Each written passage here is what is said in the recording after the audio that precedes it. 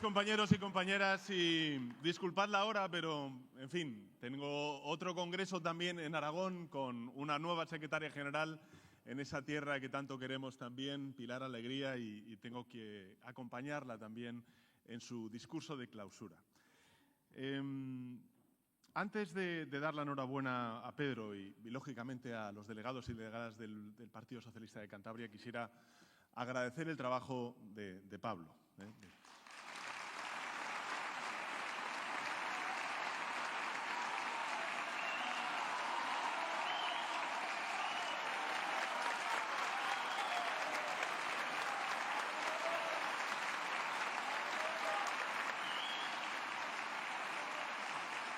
Porque no han sido años fáciles, pero la ley de ciencia, la ley de memoria democrática, esa que ha derogado ahora el Partido Popular desde el Gobierno con el apoyo de Vox, la gestión de la pandemia, el Museo de la Prehistoria, han sido hitos que ha logrado un Partido Socialista capitaneado, comandado por Pablo Zuloaga, y creo que es justo reconocer esa labor y saber que es siempre un activo para el Partido Socialista de Cantabria y para el Partido Socialista Obrero Español. Así que gracias, Pablo. Y enhorabuena, Pedro. Enhorabuena porque llevamos muchos años juntos, te conozco desde hace mucho tiempo, siempre agradecido a ti y a muchos militantes del Partido Socialista que creyerais en mí, que apostarais por el proyecto político que empezamos ya hace muchos años.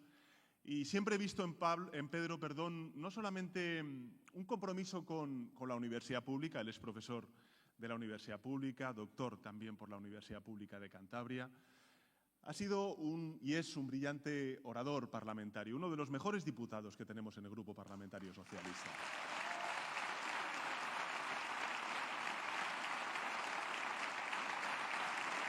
Hay dos cosas, porque él siempre tiene una brillante y una intensa oratoria. Hay varias leyes que además sintetizan muy bien lo que representa el Partido Socialista allí donde gobierna o allí donde tiene que alzar la voz para defender sus causas. Una es que ha sido ponente de importantes impuestos que justifican eso que llamamos la justicia fiscal. La ley de grandes fortunas o la ley para el impuesto a la banca lleva la rúbrica de Pedro Casares.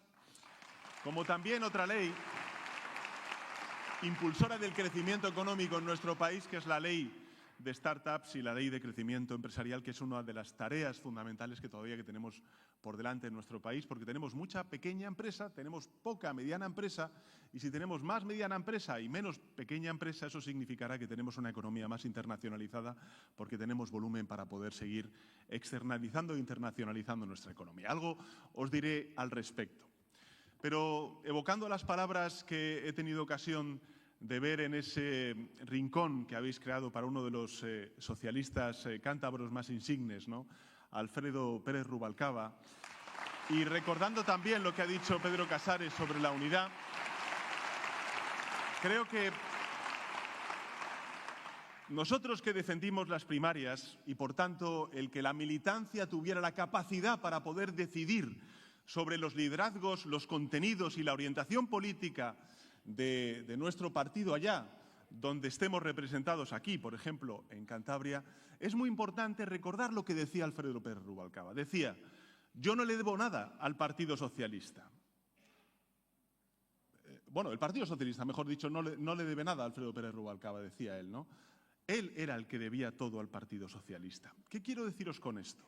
Que una vez votado, una vez elegida la Comisión Ejecutiva Autonómica, en este caso, ahora toca unidad, porque lo que tenemos enfrente es ganar las elecciones en el año 2027, las municipales, las autonómicas y de nuevo las generales.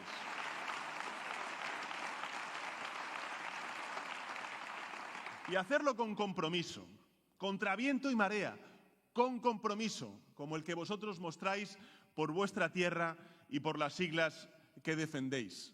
Contra viento y marea, contra todos los intereses que pueda haber enfrente nuestros, de gente poderosa, de gente que quiere mantener el status quo para que nada cambie y se perpetúe la desigualdad. y la falta de integración. Eso nos ha ocurrido siempre desde que estamos en el gobierno.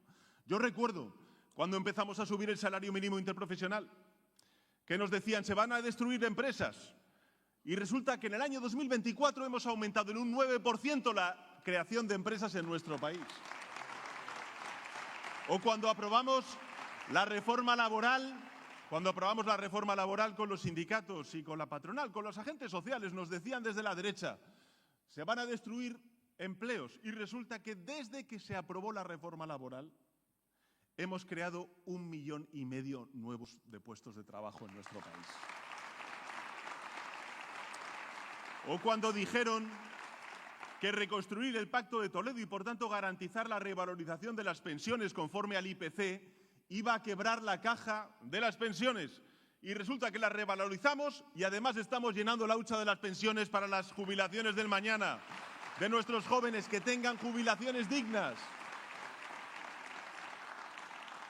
Esta es la cuestión. Tenemos una oposición sin rumbo, dando tumbos, pero mientras tanto España avanza. Y lo que se rompe es su discurso. España se rompe, pero si está más unida que nunca. Al menos desde que ustedes gobernaron no tenemos España como teníamos ahora mismo, de manera unida y cohesionada desde el punto de vista social o territorial. Se decía, España se hunde, y antes lo ha recordado Pedro. Representamos el 50% del crecimiento económico de la Unión Europea. De toda la Unión Europea, el 50%, en un contexto tan complejo como el que estamos viviendo y una semana en la que estamos viendo cómo las principales instituciones financieras, tanto privadas como públicas, el Banco de España, acaba de elevar este año las previsiones también de crecimiento económico para España en un 2,7%, o a un 2,7% en un contexto tan difícil. Y luego también dicen, bueno, habéis escuchado al señor Feijóo decir estos días que caminamos a una autocracia. Y resulta que ese semanario, que en fin, nada tiene de sospechoso de ser de izquierdas, el The Economist, un semanario británico bastante liberal, por no decir neoliberal en algunas ocasiones, ha dicho que España, desde que gobernamos los socialistas, ha escalado 2 puntos en su prestigioso ranking de democracia. Somos la 21ª democracia más completa del mundo y dentro del G20, que son las principales economías del mundo, como bien sabéis, estamos en el puesto número 6. ¿Qué quiero decir con esto? Que tenemos una oposición sin ideas, sin proyecto y sin escrúpulos. Y que el señor Feijóo, bueno, pues no es presidente del gobierno porque no quiere, y ni jefe de la oposición porque no sabe. Y eso es el estado actual de la oposición. Nosotros, las cosas claras, y la oposición espesa.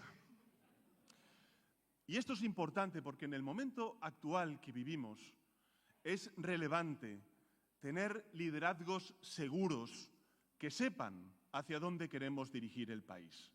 Y después de una pandemia, de la cual este año cumplimos 5 años desde que tuvimos que aprobar el estado de alarma, después de una pandemia, de una crisis energética, de una crisis inflacionaria, de 2 guerras, una en Oriente Medio y otra en el este de Europa, en Ucrania.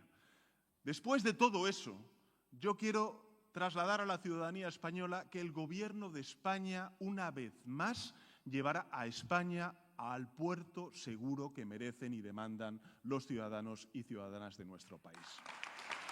Y para eso tenemos que tener algunas cosas claras ante tanta incertidumbre. La primera cosa clara que tenemos que tener sobre Ucrania. Hay que recordar que es una invasión, que es una violación del derecho internacional y que hay un agresor, que es Putin, y un agredido, que es un pueblo, el pueblo ucraniano, que lo que busca es la libertad y el intentar integrarse en la Unión Europea, como muchos otros países, como España hizo allá por los años 80. Por eso nosotros queremos la paz, pero queremos que sea una paz justa y duradera, que se garantice a Ucrania que el agresor, en este caso la Rusia de Putin, no va a volver a agredir dentro de 1, 2, 3 o 4 años. Por tanto, sí, apremia la paz, pero no a costa de premiar al agresor que abrirá las puertas a futuras agresiones aún más graves. Por eso nosotros estamos apoyando a Ucrania. Porque lo que está en juego no es simplemente una guerra o una invasión, en este caso, de una gran potencia como es Rusia, a un país que quiere ser libre como es Ucrania. Hay algo mucho más allá, además de esto que ya de por sí sería importante, y es que lo que está en juego es el orden multilateral. Es un orden basado en reglas, en principios establecidos en la Carta de Naciones Unidas, como es el respeto a la integridad territorial de los pueblos, el respeto y el derecho a existir de los pueblos, a decidir libremente lo que quieran ser. Y si Ucrania quiere ser parte de la Unión Europea, Rusia tiene que respetar el que Ucrania sea parte de la Unión Europea.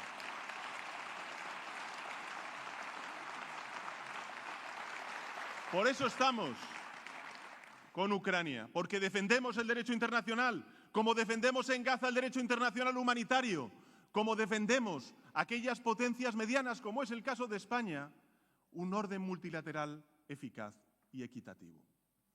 La segunda cosa que debemos tener clara en este contexto geopolítico tan difícil que todos estamos viendo, no hace falta más que asomarse a los periódicos de hoy o también a los telediarios para saber la información y los debates que tenemos también en las cafeterías o en nuestros hogares o también en las oficinas, es que solo Europa sabrá cuidar de Europa. Nosotros tenemos el presente y el futuro de Europa en nuestras manos.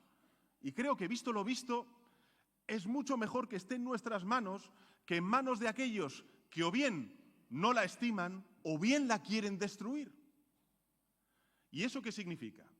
Pues eso significa que tenemos que dar pasos decididos para poder también garantizar y proteger Europa por nosotros y nosotras mismos.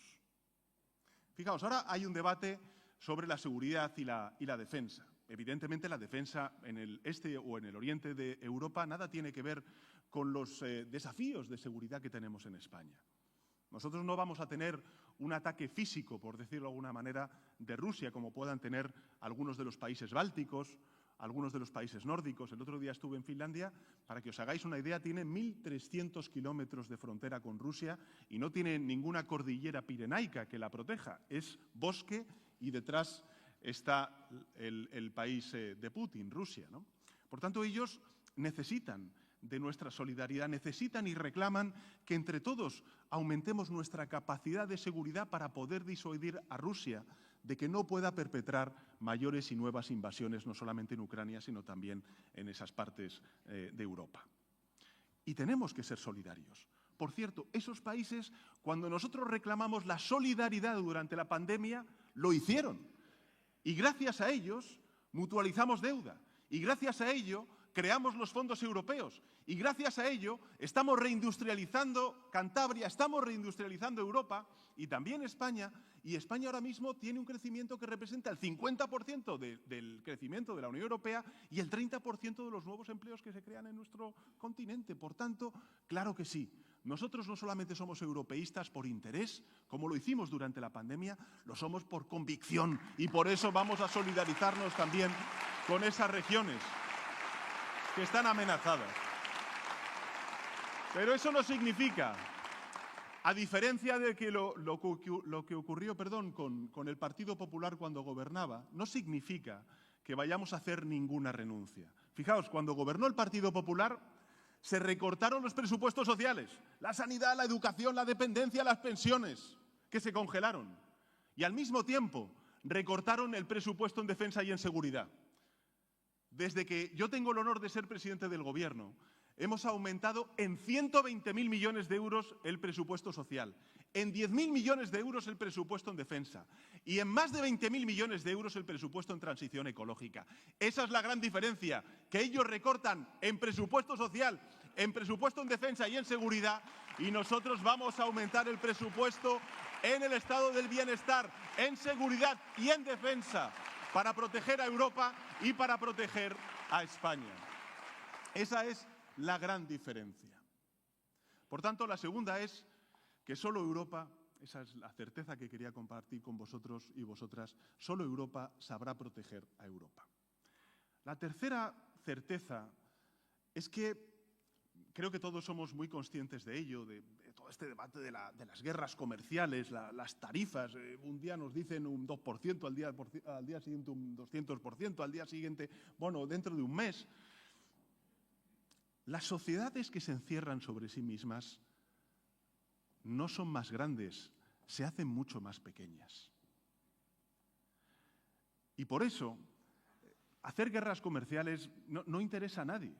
Desde luego, todos pierden, sobre todo quien pierde es la clase media, la clase trabajadora, la gente de a pie, porque al final verá repercutido en los precios, en este caso en Estados Unidos, de muchos de estos bienes, de muchos de estos servicios, esos aranceles. No serán las élites, los de arriba, los CEOs de las grandes empresas y mucho menos de las corporaciones tecnológicas los que vean perjudicados sus beneficios, pero será la clase media y trabajadora de Estados Unidos quien lo sufra. Por tanto, nadie quiere guerras comerciales. En Europa no queremos ninguna guerra comercial. Al contrario, mientras algunos se cierran, nosotros lo que queremos hacer es abrirnos al mundo, abrirnos a otras regiones que están deseando compartir y colaborar y cooperar con Europa.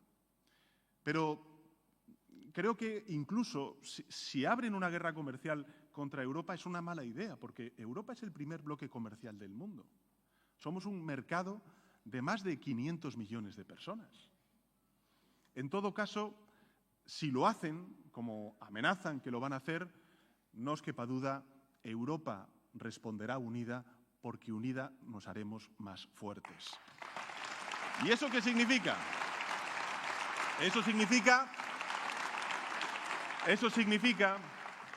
que no sé dónde estarán otros. Por cierto, todos callaos. Porque Vox es la voz de su amo. Y la derecha, bueno, la derecha hace tiempo que dejó de ser una derecha moderada como la que tenemos en Alemania para ser tutelada por la ultraderecha. Por eso están callados cuando hay amenazas de aranceles. Nosotros no nos vamos a callar. Nosotros sabemos dónde estamos y dónde estaremos si eso se produce. Estaremos con los agricultores, con los ganaderos, con la industria española, con los empresarios, con los trabajadores y trabajadoras de la economía española y también de la economía europea. Defendiendo a Europa, defendiendo a España. No callados. No callados como lo son otros o como lo están otros, ¿no? Todo por la patria, dicen. Mentira todo. Todo por la pasta. Ese es el lema de la derecha y de la ultraderecha. Por eso están callados. Porque solamente son fuertes con los débiles, pero son extremadamente serviles con los poderosos, como estamos viendo en todo este debate. Por eso es tan importante ahora tener liderazgos al frente del gobierno de España seguros, frente a aquellos que no son capaces de romper con la ultraderecha, que quiere destruir a Europa, o que no son capaces de exigir la dimisión a Mazono en Valencia y a Ayuso en Madrid.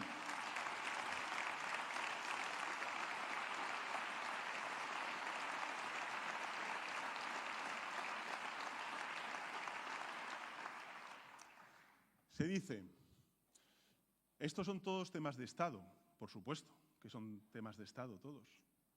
Pero echemos la vista atrás, porque tenemos una oposición absolutamente destructiva. 5 años después de la pandemia, recuerdo haber ido a Bruselas a trabajar por ese plan Marshall que dijimos entonces para reconstruir a la economía europea y particularmente a la economía española después de la emergencia sanitaria, y el Partido Popular trabajar en contra de los intereses de España, en contra de que se articulara estos fondos europeos en Bruselas. Recuerdo cuando empezó la invasión de Putin en Ucrania, que tuvimos unos precios de la energía, ¿os acordáis? Y unos precios de la inflación absolutamente insoportables e inéditos en la economía española y europea, de 2 dígitos, más de un 10%. Y fuimos a Bruselas y dijimos, este mercado, el mercado eléctrico, no funciona. Tenemos que intervenirlo desde el punto de vista público. Lo llamamos la solución ibérica. Gracias a ello hemos ahorrado a los contribuyentes españoles y españolas, da igual que sean autónomos, empresarios, trabajadores o trabajadoras, o personas que simplemente están en su domicilio, más de 5.000 millones de euros de ahorro. Eso significa que tengamos hoy un precio de la electricidad que es un 30% inferior al precio de la electricidad que tienen en otras partes de Europa. Por eso los inversores, la industria, apuesta por España, gracias también a esa solución ibérica. ¿Y qué es lo que hizo el Partido Popular? denunciarlo ante el Tribunal Superior de Justicia en Europa. Bueno, pues la semana pasada el Tribunal de Justicia Europeo les ha dicho que naranjas de la China, que por supuesto es legal, que está acorde con la legalidad vigente en Europa. Varapalo al Partido Popular. Pero si votan que no a revalorizar las pensiones conforme al IPC cuando su voto es imprescindible, y luego ya cuando se dan cuenta de que han metido la pata y que su voto es absolutamente prescindible, es cuando dicen que votan que sí. Pero si han votado en contra de las entregas a cuenta, que son los recursos que damos desde la Administración General del Estado a los gobiernos autonómicos para que puedan financiar los servicios públicos, pues han votado que no. Y luego dice la presidenta de Cantabria y los presidentes autonómicos del Partido Popular que es que están infrafinanciados. Pero si estáis votando que no, si han votado que no, o anuncian con votar que no a la condonación de la deuda que estamos proponiendo desde el Gobierno de España, 83.000 millones de euros. Se han levantado de la mesa y han dejado el dinero encima de la mesa. Bueno, pues que expliquen, si dicen que no a las entregas a cuenta y a la condonación de la deuda, que expliquen qué servicios públicos van a recortar. Que se lo digan a los ciudadanos y ciudadanas de Cantabria y del conjunto del país. Esta es la cuestión. Que sí, son asuntos de Estado, pero para los asuntos de Estado se necesita una oposición de Estado. Y con esta oposición, bueno, pues no es una oposición de Estado. De hecho, ni ha estado, ni está, ni se la espera en los grandes debates. Por eso, el compromiso del Gobierno de España es firme. Nosotros, ante tanta incertidumbre, vamos a volver a llevar a España a puerto seguro, como hicimos con la pandemia, con la guerra, con la inflación y con la crisis energética. Y lo vamos a hacer con políticas socialdemócratas, como estamos haciendo hasta ahora, reforzando el estado del bienestar, impulsando el crecimiento económico, reindustrializando nuestro país, apostando por la tecnología, haciendo de la transición ecológica un elemento de autonomía energética, de independencia energética frente a los chantajes que puedan perpetrar otras potencias, como hizo, por ejemplo, Putin durante el principio de la invasión en buena parte de Europa. Compañeros y compañeras, en todo congreso creo que es relevante hacer un ejercicio de memoria individual. La colectiva la celebramos y también la plasmamos en nuestras conclusiones. Y os miro a todos y todas vosotros y vosotras, los más veteranos, los más jóvenes, y os pregunto, si hacemos un ejercicio de 3 segundos, cerramos los ojos y recordamos cuáles fueron los motivos que nos llevaron un día a afiliarnos y, por tanto, a comprometernos con el Partido Socialista Obrero Español, yo estoy convencido de que esos motivos de entonces hoy son más actuales que nunca. Que nunca. Hoy, ser socialista es estar del lado correcto de la historia. Porque no se puede tener una vida saludable en un planeta enfermo. Porque no se puede decir que tenemos una democracia plena mientras tengamos mujeres y hijos e hijas que mueren y son asesinados como consecuencia de la violencia machista o la violencia vicaria.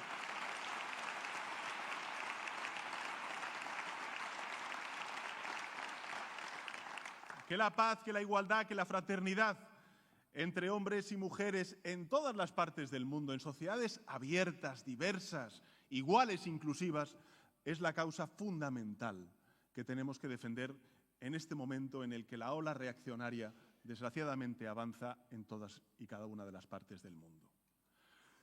El otro día, ya hace unos meses, una persona de estos intelectuales que tienen la ultraderecha de la internacional, esta que se va expandiendo por el mundo, decía una cosa que me llamó mucho la atención, sobre todo por la crudeza, ¿no? Al final no se esconden, no utilizan metáforas ni ningún tipo de alegoría. La gente que quiera entenderlo bien, y si no te das por enterado, pues es tu problema, ¿no? Pero decía una cosa que me llamó profundamente la atención y me alarmó, porque dijo, bueno, si en el primer país del mundo, el hombre más rico del mundo, ha financiado una campaña que ha hecho ganar la presidencia a una determinada persona, en Europa, hacer voltear mayorías parlamentarias para cambiar gobiernos progresistas en favor de gobiernos de derecha y de ultraderecha, poco menos que va a estar tirado. Eso es lo que dijo. Y claro, en esa soberbia se le olvida un detalle bien importante. Y es que cuando se convocan las elecciones no es un voto, ni es un algoritmo un voto, es una persona un voto. Y nosotros en 2027 volveremos a ganar a la internacional ultraderechista en España.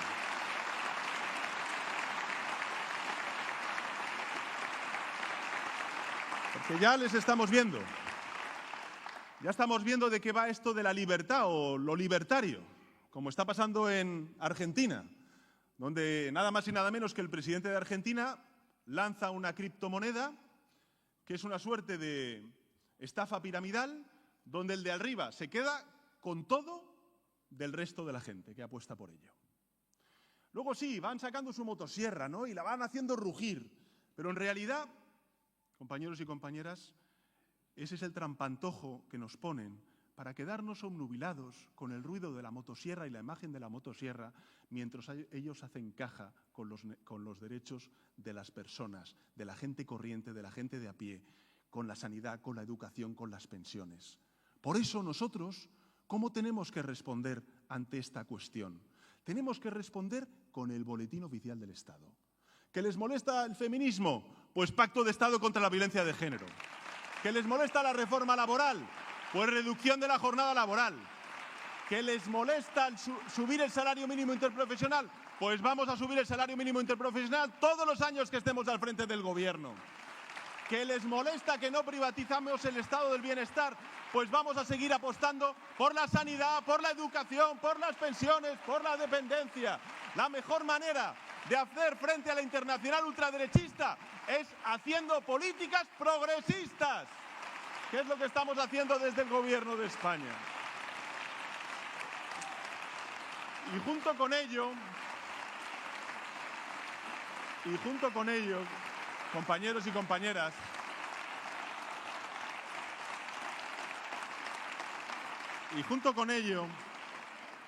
nunca olvidemos una cosa. El Partido Socialista es un partido que tiene un gen ganador. Nosotros queremos ganar las elecciones. Y pido además a la organización en Cantabria, como lo estoy haciendo en todas las federaciones, que ganemos las elecciones cuando nos vayamos a enfrentar a la derecha y la ultraderecha, en este caso en Cantabria en 2027, en municipales y en autonómicas. Habrá gente que piense, bueno, ¿qué vas a decir tú? Eres el secretario general del Partido Socialista Obrero Español. Pues es amor a los colores. Por supuesto que sí, pero es algo más importante que eso. La cuestión es que si queremos que los cambios sean más profundos, sean mucho más intensos, lleguen antes y lleguemos más lejos, necesitamos más secretarios y secretarias generales que sean alcaldes y alcaldesas en sus municipios, más presidentes autonómicos socialistas, un nuevo gobierno progresista al frente de España y más eurodiputados en el Parlamento Europeo para que tengamos una mayor presencia los progresistas en todas las instituciones y poder hacer frente a la internacional ultraderechista y hacer avanzar a nuestro país. Por eso, nosotros queremos ganar para poder. Sí, para poder. ¿Para poder el qué? Gobernar. ¿Y gobernar para qué? Para hacer avanzar a las sociedades con el compromiso indeleble del Partido Socialista por la igualdad, por la libertad y por la fraternidad, que a fin de cuentas no deja de ser los principios de la Revolución Francesa y que son los principios de la Internacional Socialista y del Partido Socialista. Por eso, compañeros y compañeras, unidad, trabajo, esfuerzo, generosidad, ambición de ganar y en 2027 habrá un nuevo gobierno socialista también en Cantabria, en muchísimos ayuntamientos de Cantabria, y eso hará que tengamos pronto también otro gobierno de nuevo socialista al frente del país para los siguientes 4 años. Porque todos estos que dicen, yo lo digo, yo tengo las mismas ganas que el primer día. Es más, me imagino la España de 2030. ¿Sabéis qué España quiero? Pues yo quiero una España donde estemos en pleno empleo, no con tasas de paro de 2 dígitos, sino de 1 dígito. Yo quiero una España en 2030 donde no exista el fracaso escolar, o mejor dicho, el abandono escolar, porque hay un gobierno que apuesta por la educación pública, por la extensión de 0 a 3 años de la educación pública, por la formación profesional como estamos haciendo, por las becas a los estudiantes, por la universidad pública. Yo quiero una España en 2030 que, a diferencia de hoy, que ya hemos dado un paso importante, estamos en más de un 54%, el más del 80% de la generación eléctrica que tengamos en nuestro país provenga de energías renovables y no de otro tipo de fuentes de energía. Así estaremos haciendo justicia con la gente joven que nos está pidiendo que cuidemos el planeta que ellos van a heredar. Y finalmente, yo quiero un país en el que haya en 2030 un derecho que hoy no se cumple en nuestra Constitución, que es el acceso a la vivienda, particularmente de la gente joven. Construiremos más vivienda protegida para llegar a la media europea, que está en el 8%, en el 6% a 8% de vivienda protegida. Y, por cierto, viendo los datos que estamos viendo de contención del precio de la vivienda en alquiler en Cataluña, donde se está aplicando la ley de vivienda, yo le digo a la presidenta de Cantabria, ¿a qué esperas para aplicar la ley de vivienda? ¡Que funciona! Porque al igual que hicimos con la energía, hay que intervenir desde lo público, mercados que no funcionan, como es el mercado de la vivienda. Que dejen a un lado su sectarismo, su dogmatismo, su neoliberalismo y que apuesten por políticas socialdemócratas que a la postre son las que traen crecimiento, empleo y cohesión social y territorial. Así que tenemos muchos argumentos, tenemos mucha hambre y sobre todo tenemos claro cuál es el horizonte que le ofrecemos a Cantabria y a España. Mucho ánimo, buen trabajo y a por ello.